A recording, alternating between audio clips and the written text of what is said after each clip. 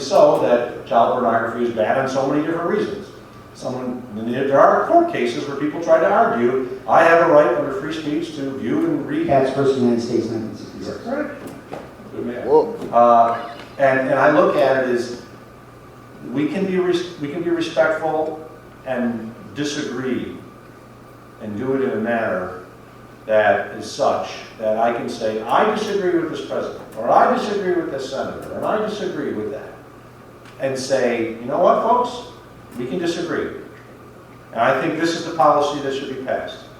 But what's happened, and it's both sides, there's multiple sides, I should say both sides, there's lots of sides, is that there are extremes.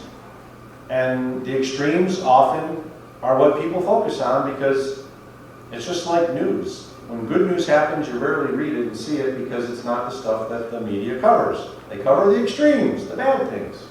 So I would say it's not disrespectful to criticize the president on something that is related to policy, and I disagree with him on it. Just like people, it's not disrespectful for someone to criticize me and say, I don't like what Mark Poloncarz did as a county executive. When they start sending messages saying, we're going to get you, Poloncarz, Well, I don't agree. and we need to destroy your type because of your comedy libtards, and you're going to die as a result of this, that's wrong. A quick follow-up and I'll sit down. Do you think that maybe you could have included some statements referencing or at least appreciating the position of Trump supporters before you criticize the president so they know that it's not a personal slight against them? Could have been done a little bit better, you think? Well, I'll say this, I'll disagree with the president on policy, but I'm not out there advocating saying that all the people who support the president are all racist or they're all wrong. I mean, there are people who say that, but I've told a lot of folks, I said, just because someone supported President Trump, voted for him, or supports him now doesn't make him a racist. There's a lot of people who feel that, yeah, they would be, but that's not me. And as I said, we have a society where we have free speech. And as Benjamin Franklin said, when asked about what was created during the Constitutional Convention, he said a republic, if we can keep it. And it was basically a reference to, can the people civilly enter into discourse, or will this republic fail because we're incapable of looking at the greater good and saying we can disagree on policy, but we can do it in such a manner where we're not killing each other. Our nation went through that once. And hopefully we never enter in a situation where we're that divisive again, no matter what the issue is that causes it. Hello, my name is Greg Stoiga. First, I'd like to thank everybody for coming here tonight. I think it's still going civil and everything, and I really appreciate that. I've been a lifelong resident of Lancaster, and I firmly believe that politicians are elected to serve and should not be making a career out of it. I believe Monica Wallace just got a raise. She's up to $110,000 a year, and she serves from January to June in the assembly. And where I'm going with this is the average Lancaster family, that's mom, dad, and any child over 16, young adult over 16 or over, makes $68,000 a year. My question is to you, Mr. Brusso, and it is, do you believe county legislators should get a pay raise? Absolutely not, Okay. because I signed up for what I want. Do I believe that I'm paid adequately for the amount of work that I'm trying to do on this county's and this district's behalf? I question that. There's days that, and there's weeks, and that I don't know what if you can do that. I agree with you 100%. The reason I ran, I had never had any political aspirations at all. Somebody asked me to do this. I did it. Okay? I serve everybody. I serve the people who sit back there and disagree with me. Okay? I serve you. You called me one of the first 7 or 8 days that I was in office. And we had a conversation. And I told you I would have an open door policy. Whether you agree with me or not is not even in the dialogue. I have a job to do. I do my job. I'll do it every day. As far as the lighthouse, wherever that gentleman is, there you go. All right. we were told that you could not, we were gonna get the lighthouse refurb next year, and that the ladder was not safe. That's what my person knew at that point in time, okay? That's why they told you that. There happened to be a piece of equipment that was over at the park that the crew chief, Joe Schmazniak, who was a Lancaster boy and who loves that park more than anybody in this room, including myself, and I grew up in that park, okay, went upon and got those lights fixed. Then why did you take credit for it? Because I had asked for that to be done about 6 months earlier with conversations. Then why did your aide say there was nothing that could be done? Because at that point in time, she didn't know about that piece of equipment that was there, sir. She did not know that. Well, you think you would know.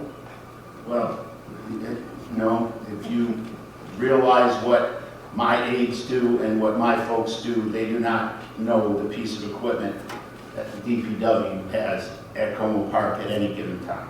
They're not at that level, and nor should they be. Their job is to take your calls and to treat you with the most respect in a customer service manner, and we are in the customer service business, and that's what I ask them to do, that's what I task them to do. So they give back to everybody. I mean, everybody, including people who may not be nice to them or not. And they still try to rectify every situation that comes across our desk. So, and the other one was, one more question on me was Big government. government, big government. I do not think government needs to be bigger at all. But I will tell you this, if it makes sense and it's the right thing to do, I'm usually on board. I gotta check those two things. And like the county executive said, there are times you need to invest money and spend money to do the right thing. We are in the customer service business, and they are woefully understaffed in many, many departments. Roads, parks. Do you know how many people take care of Como Park? 563 acres, 5 people. And there's vacations, and there's all those other things, sick days and that. So they move around from park to park. What they do with the amount of people that they have, they are to be commended, not chastised. I'm not chastising them. I'm questioning the government. I don't freely think that government needs to be there, but if it's the right thing to do and you invest in, make an investment that's gonna give you a return, you most certainly need to spend that money. I will say As long that. as that return comes back to the taxpayers. I didn't hear. As long as the return comes back to the taxpayers. Well, I'll say this, like, in the last few years, we've increased staff in county government, and I can tell you what the two largest areas of increase were. Public Works, where there are motor equipment operators and laborers to handle the roads and all the snow in the winter, and Child Protective Services. I don't want to take from this. It's No, I just want to say that, so, people say, you increased the size of government, you added more staff. Yes. But we had a problem in Child Protective Services, we had overload Child Protective Service officers, we had too many cases, we had issues, we had to bring in more staff. We had a decimated Department of Public Works and Parks, and we added more to the parks and more to the Department of Public Works.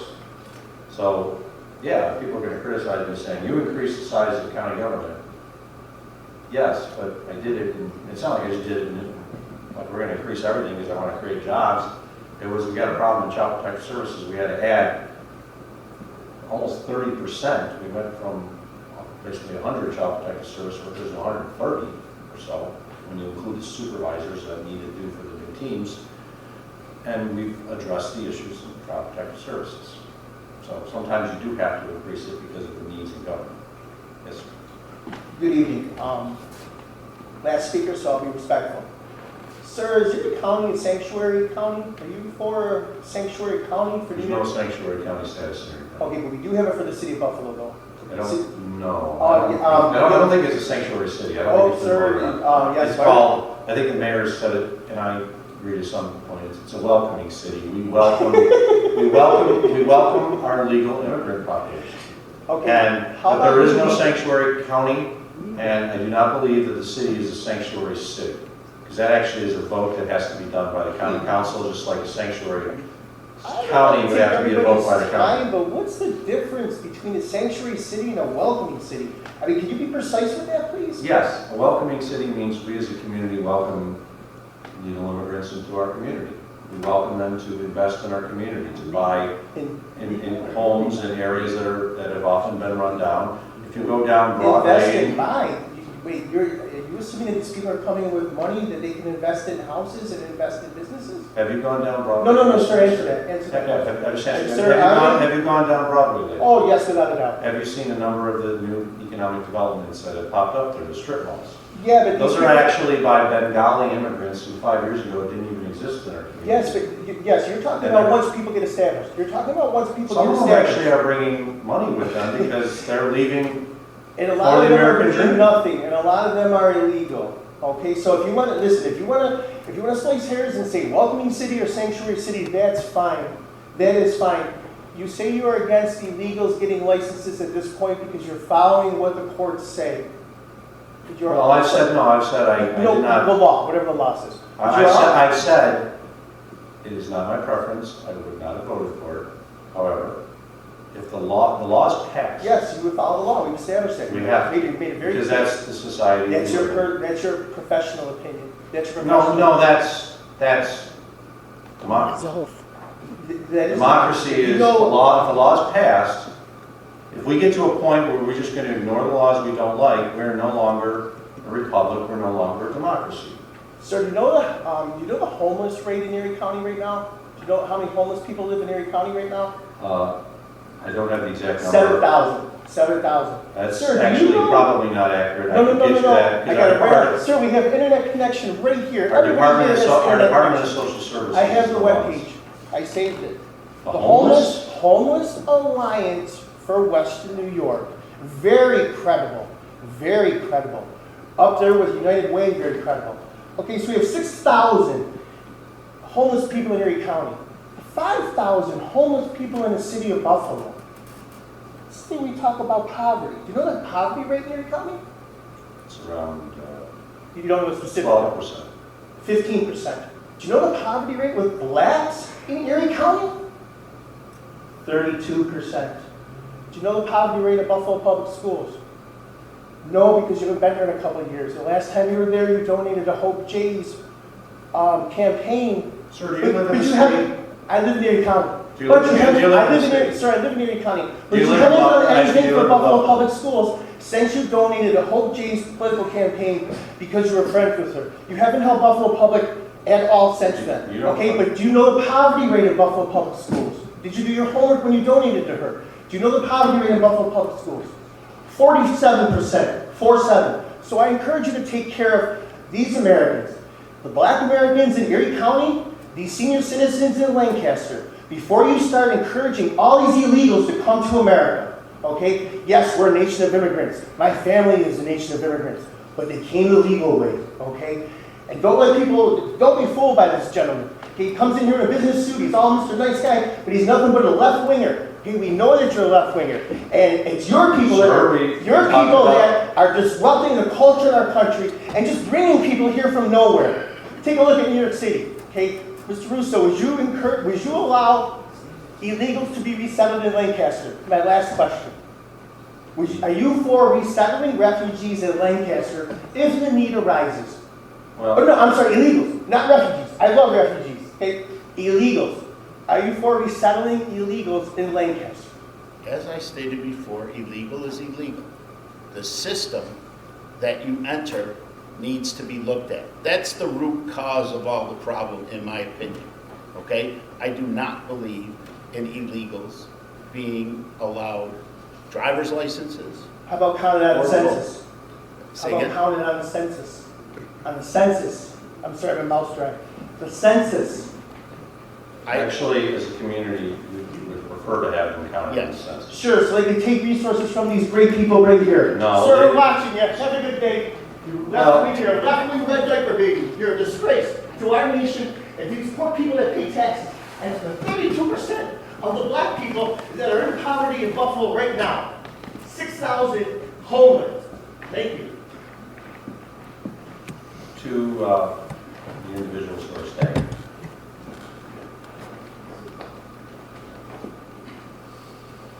The county has a tremendous program that has been instituted by administration to address poverty in the city of Buffalo, or poverty anywhere, for that matter. We're actually releasing a new program called Live Well very soon, which is a collaboration between many parties to address poverty. I actually announced the poverty plan a number of years ago. My general rule is poverty does not know any race, does not know any ethnicity. Individuals can be poor. When my father was laid off at Bethlehem Steel, and my mother was working odd jobs at the Sample, remember the Sample and Tops? And my father was working at Try It. We got food stamps. And it was food stamps. Remember, you pull them out of the book if you knew what they were like back then? I go shopping with my mother at Bell's, or Super Duper, and Ma, can I pull out the purple one? Sure. I didn't know what it was. I didn't know it was in poverty. Our family was in poverty back then. My goal was to try to lift people out of poverty, and we have an entire poverty committee for it.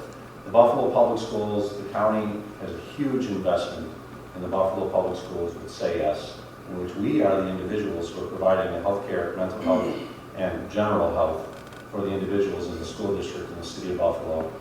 We're leveraging money from the county to actually increase money from the Say Yes Foundation to help pay for it. So I'd be glad to have had that conversation in much greater detail with that gentleman about what we're doing to address poverty in the city of Buffalo and not.